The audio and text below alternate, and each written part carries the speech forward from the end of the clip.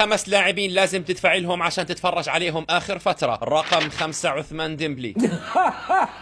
ايه ده مش نقطة. مش نكتة، هو اللي سبب لمشجع برشلونة الضغط والسكري. هو نفسه مسجل 15 هدف من بداية 2025. وعشان أصدمك، المركز الثاني كيليان امبابي ب9 أهداف. رقم 4 محمد صلاح، عشان ما نكترش كلام، هو اللي ماسك ليفربول وشايله زي ما أنا شايل السبحة. محمد صلاح يترك الليفر يوقع. أما رقم 3 بيلينغهام، شمعة ريال مدريد المضيئة، يدافع يهاجم يصنع ويسجل في كل شبر بالملعب الإنجليزي موجود. رقم 2 إيزاك من نيوكاسل، حسم مباريات مهمة زي اليونايتد وولفرهامبتون. أما رقم 1 أكاديمية كرة القدم هذا الموسم، بدري برشلونة، ساحر بدون عصا، قاتل بدون سلاح. مشجع برشلونة من أول الموسم محتار مين البيج ستار تبع الفريق، كان يقول لك خلاص نختار هانزي فليك، لكن الآن مش مستعد حتى يناقشك طول ما بدري شغال. شكلي في لاعب سادس أنا نسيته، صح؟